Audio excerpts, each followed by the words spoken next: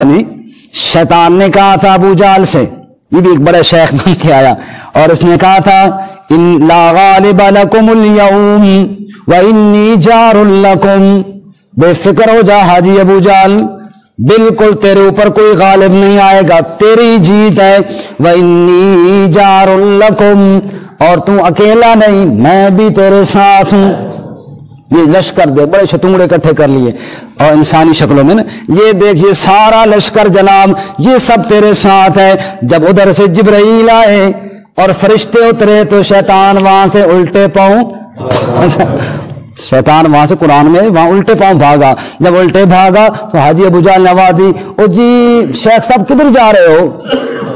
उसका कहा इन्नी आराम माला तरहो ना, तू जाओ लगे पुत्र, समझ आई? इन्नी आरा माला तरहो ना, मैंने वो देख लिया जो तूने नहीं देखा।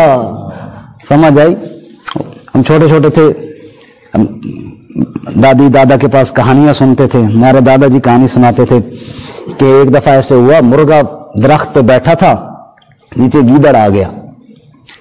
अब मुर्गे ऊपर बैठा है, गीदड़ ऊपर चढ़ नहीं सकता, दिल करता है मुर्गे को खाऊं, तो कहने लगा मुर्गे से, नमाज का टाइम हो गया तो तुम उत्ते चढ़े पे हो, अल्लाह दो बंदे हो थले आओ नमाज पढ़िए। मुर्गा भी बड़ा समझदार है, उसका इस तरह करना, पहले अजान दे लवाना, 4 बंदे और भी आ जा सन, चलो जमात करा ले सन, सवाब ज्यादा हो सी। मुर्गे ने अजान दी, मुर्गे की अजान सुनकर उधर से शेर कहीं नमूदार हुआ, तो गीदड़ साहब तो खिसके, गीदड़ साहब तो खिसके। मुर्गे ने आवाज दी, अरे भाई बंदे आ गए, इमाम साहब भी आ गए हैं। शेर की दाढ़ी होती है ना इमाम साहब भी आ गए हैं, तो चलो जमात का वक्त हो गया, आ जाए। उसका असल मसला है कि इस इमाम पे जो साड़ी नमाज है साड़ा नवा मसला के तुसी जमात ना पढ़ो तो ऐसी गए। अब बिल्कुल यही हाल हुआ शैतान का भी। जिब्राइल अलैहिस्सलाम को देखा, खिसका, फिर वहां से कहने लगा इन्नी अरहा मा ला तरौन, ताजी अबू जाल तू अगे वहां पुत्र, मैं हूं ओ देख लिया जो तू नहीं देख सकना।